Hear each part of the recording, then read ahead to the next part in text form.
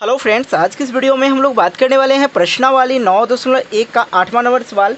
इससे पहले बड़ा वीडियो आप लोग नहीं देखे तो वीडियो के नीचे डिस्क्रिप्शन बॉक्स में आप लोग को लिंक मिल जाएगा, जहां से जाके आप लोग देख सकते हैं। तो फ्रेंड्स, मेरा एक ही कोशिश रहता है कि आप लोग को ना पुंड पेन ईजी मेथड और आसान भाषा में आप लोग को समझाने का कोशिश करूँ, क्योंकि आप लोग को फ्यूचर में फिर से पढ़ने की ज़रूरत ना पड़े, इस चीज़ को एक ही बार में समझ सको। तो चलिए हम लोग देखते हैं 8वां नंबर सवाल। 8वां नंबर सवाल कह रहा है, एक पेडेस्टल के शिखर पर, शिखर मतलब क्या हो गया, ऊपरी हिस्सा। एक पेडेस्टल के शिखर पर एक 1.6 मीटर मतलब 1.6 मीटर की ऊंची मूर्ति लगी है पेडेस्टल के शिखर पर, ठीक है। भूमि के एक बिंदु से मूर्ति के शिखर का उन्नयन कोण जो है 60 डिग्री का बनता है, किसका, मूर्ति का। और बिंदु से ही और उसी बिंदु से पेडेस्टल का शिखर का उन्नयन कोण 45 डिग्री का है। तो पेडेस्टल की ऊंचाई ज्ञात करते हैं। तो फाइनली फ्रेंड्स, हम इसको थोड़ा सा समझ लेते हैं डिटेल से। पहले इस पिक्चर को देख लिया जाए। एक ये जो है बना हुआ चित्र देख रहे हैं, एक पेडेस्टल है जिसके ऊपर एक मूर्ति लगा हुआ है, जिसकी हाइट जो है दे रखा है 1.6 मीटर दे रखा है, ठीक है। और यहाँ पे कह रहा है कि भूमि के एक बिंदु से मूर्ति का शिखर का उन्नयन कोण 60 डिग्री का है। तो उन्नयन कोण जो है, मूर्ति का उन्नयन कोण इस तरह से कुछ 60 डिग्री का है। बिल्कुल इस बात को समझिए। और उसी बिंदु से पेडेस्टल का शिखर का उन्नयन कोण 45 डिग्री का है। तो भाई ये जो है पेडेस्टल है और इसका शिखर जो है, ये पेडेस्टल हो गया यहाँ तक और इसके ऊपर मूर्ति लगा हुआ है। इसका शिखर क्या हो गया, ये वाला भाग हो गया। और इसका जो उन्नयन कोण बन रहा है, कितना का बन रहा है, 45 डिग्री का बन रहा है। बस ये बात आप लोग समझ लीजिए। ये कितने डिग्री का बन रहा है, ये पूरा 60 और ये 45 डिग्री का, छोटे वाला कितना, 45 डिग्री का। तो बिल्कुल समझ गए होंगे। तो अब हम लोग को यहाँ पे एक चीज़ नाम दे देते हैं, थोड़ा सा आप लोग समझ लेंगे। ए और इसको हम लोग लिख देते हैं बी और सी, और इस पेडेस्टल वाले को हम डी लिख देते हैं। तो यहाँ पे कह रहा है, देख लिया जाए, पेडेस्टल की ऊंचाई ज्ञात करें। तो फाइनली फ्रेंड्स, हमको ये वाला ना भाग, ये वाला जो भाग आप लोग देख रहे हैं, पेडेस्टल की ऊंचाई ज्ञात करना है, ठीक है। तो बिल्कुल हम इस बात को समझते हैं। तो चलिए हम इसको एक अच्छी तरह से ये तो पेडेस्टल बना दिए और मूर्ति का आकार बना दिए, ये बस आप लोग को समझाने के लिए बनाए थे। अब हम आप लोग को इसको रेखांकित करके बताते हैं। तो चलिए, ये कुछ इस तरह से पिक्चर ड्रॉ होगा, जैसा कि आप लोग ने पहले वाले पिक्चर को देखा। तो सबसे पहले हम लोग यहाँ पे लिखेंगे क्या, वो देख लिया जाए। यहाँ पे जो दे रखा है हम लोग उसको लिख लेते हैं कोण ए बी और सी कितने डिग्री का है, कहेंगे 60 डिग्री का है। ये वाला जो है मूर्ति के ऊपर वाला 60 डिग्री का बना था। और तथा यहाँ पे दे रखा है कोण डी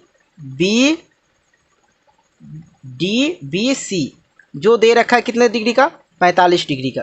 इस बात को आप लोग बिल्कुल समझ गए। तो सबसे पहले हम लोग यहाँ पे कुछ दिया गया नहीं है, देख लिया जाए। ये इस त्रिभुज का, जो ये छोटे वाले त्रिभुज का हम लोग बात करेंगे। सबसे पहले हम लोग छोटा वाला त्रिभुज लिख लेते हैं, तब आप लोग को समझ में आएगा।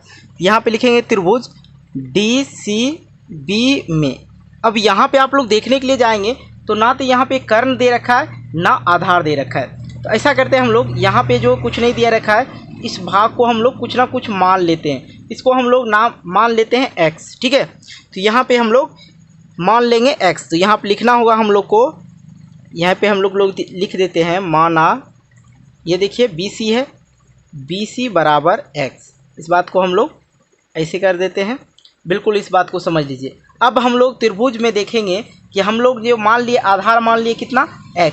यहाँ पे है ये वाला पार्ट जो है कर्ण दे रखा है, ठीक है। बिल्कुल यहाँ बात समझिए, ये कर्ण दे रखा और ये आधार है। कर्ण बटे आधार किससे रिलेटेड है, किससे संबंधित है, तो आप कहेंगे सर tan थीटा से संबंधित है। तो यहाँ पे हम लोग लिखेंगे tan थीटा बराबर, जानते हैं हम लोग चूँकि, तो ये हो गया कर्ण मतलब dB, और ये हो गया आधार dB बटे BC लिखेंगे, ठीक है। बिल्कुल इस बात को समझिए। ये हो गया कर्ण और ये हो गया आधार, तो हम लोग लिखते हैं कर्ण बटे आधार, तो मतलब dB बटे BC। अब यहाँ पे थोड़ा सा और एक बात गौर फरमाएंगे, tan और थीटा का मान यहाँ पे क्या देंगे हम लोग, 45। चलिए 45 देंगे बिल्कुल।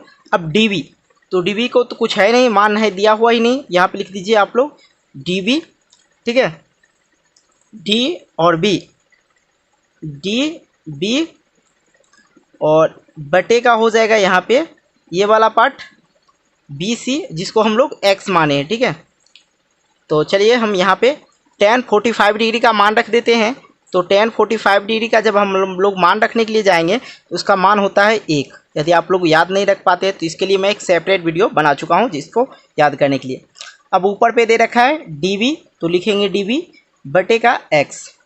अब यहाँ पे देखा जाए भाई, ये इसके नीचे कुछ नहीं तो 1 दे देते हैं, सिंपल सी बात है, कुछ नहीं रहता नीचे 1 दे सकते हैं। अब यहाँ पे कर दीजिए आप लोग बाय क्रॉस मल्टीप्लाई। तो यहाँ पे जैसे कि हम लोग बाय क्रॉस मल्टीप्लाई करेंगे तो ये देखा जाए dv इससे गुना होगा, ये तो क्या हो जाएगा dv बराबर क्या निकल रहा है हम लोग को, x निकल रहा है।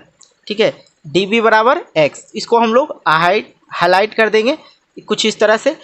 dv देखिए ये वाला पार्ट हम लोग निकाल रहे थे,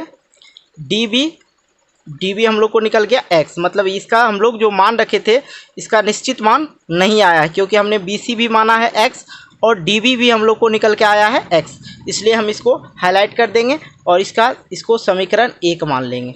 ठीक है, अब dv जो आएगा, जब x का जो मान आएगा वो क्या हो जाएगा, dv हो जाएगा। बिल्कुल इस बात को आप लोग समझ गए होंगे।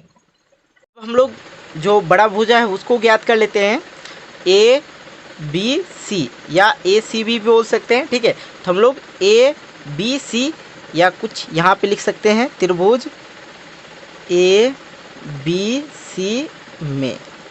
ठीक है, अब इसका हम लोग थोड़ा देख लेते हैं क्या होता है। अब ए बी सी में देखा जाए, यहाँ पे हम लोग को आधार का जो यहाँ पे दे रखा है ए डी जो दे रखा है क्या 1.5 दे रखा है, लेकिन जब हम इसका कर्ण पूछेंगे, मतलब इसका जो लंब पूछेंगे, सॉरी कर्ण नहीं लंब पूछेंगे, तो आप कहेंगे ए बी सर इसका कर्ण है और बी सी बी इसका क्या है, आधार है। तो हम लोग फिर से यहाँ पे tan थीटा का मान रखेंगे, यहाँ पे लिखेंगे tan थीटा, क्योंकि यहाँ पे हम लोग को कर्ण यहाँ सॉरी ये लंब और आधार निकालना है। लंब बटे आधार होता है किससे रिलेटेड, tan थीटा से। तो हम लोग यहाँ पे लिखेंगे ए बी बटे का बी सी। बिल्कुल इस बात को समझिएगा। अब कुछ ज़्यादा नहीं है, इसको थोड़ा समझने में ज़्यादा प्रॉब्लम नहीं होगा। अब यहाँ पे देखा जाए, थोड़ा सा मैं इसको और कर दूँ, ये आ जाता है tan थीटा के जगह क्या आ जाएगा 60 डिग्री। ठीक है, बिल्कुल। अब यहाँ पे देखिए ए बी जो बना है, ये वाला पिक्चर आप लोग देखेंगे, जब ए बी जो बना है किससे बना है, ए डी और डी बी से बना है। तो क्या हम इसको इसे लिख सकते हैं A D plus D B. तो ए डी का मान दे रखा है यहाँ पे 1.6 दे रखा है। मूर्ति का जो ऊंचाई था 1.6 था, तो 1 पॉइंट हम लोग यहाँ पे 6 रखेंगे। ठीक है, प्लस अब ये डी बी बटे का देखा जाए, बटे का जो यहाँ पे हो जाएगा क्या, अब आधार यहाँ पे देखिएगा तो क्या निकल के आ रहा है सी बी या बी सी, यहाँ पे x है तो हम लोग यहाँ पे चूँकि लिख देंगे x, क्योंकि यहाँ पे हम लोग माने हैं x। ठीक है, अब tan 60 डिग्री का मान निकालने के लिए जाएंगे, तो tan 60 डिग्री का मान आप लोग को याद रखना होगा क्या, √3। अब यहाँ पे देख लीजिए √3। अब इसको जैसे का तैसे हम लोग उतारते हैं 1.6 प्लस डी वी बटे का x, और यहाँ पे कुछ नहीं है नीचे में तो 1 लगा सकते हैं। अब कर दीजिए बाय क्रॉस मल्टीप्लाई। जैसे आप लोग बाय क्रॉस मल्टीप्लाई करने जाएंगे तो ये इससे गुना होगा तो x √3 आ जाएगा, बराबर का ये इससे गुना होगा तो 1.6 प्लस का dv आ जाएगा। हालांकि यहाँ तक आप लोग समझ गए होंगे। अब यहाँ पे देखिए x है। ठीक है, तो x इक्वल क्या है, थोड़ा सा हम लोग समीकरण 1 में जाएंगे। x इक्वल क्या बोलेंगे dv, या dv इक्वल क्या है x। तो चलिए हम इसको x के जगह पे हम लोग क्या लिख सकते हैं, dv रख सकते हैं। dv √3 बराबर 1.6 प्लस dv। बिल्कुल आसान तरीका से आप लोग समझेंगे यहाँ पे। ठीक है, अब ये dv, यहाँ पे भी dv। ठीक है, इस बात को आप लोग पूर्णपेन समझिए पहले। ठीक है, क्यों, तो यहाँ पे हम dv जो रखे हैं, यहाँ पे dv बराबर x दिया हुआ था, तो x बराबर क्या dv, तो हम लोग इससे निकाले ही थे ना। इस बात को आप लोग थोड़ा सा भी इनगौर ना करें, पूर्णपेन समझे, तभी तब आप लोग को समझ में आएगा। देखिए हम लोग dv को ये प्लस में है, इधर ले आते हैं इसको dv को। ठीक है, यहाँ पे लिखेंगे dv √3, ये प्लस में है तो इधर आके क्या हो जाएगा माइनस में db, और बराबर की साइड में क्या बच गया 1.6 बच गया ना।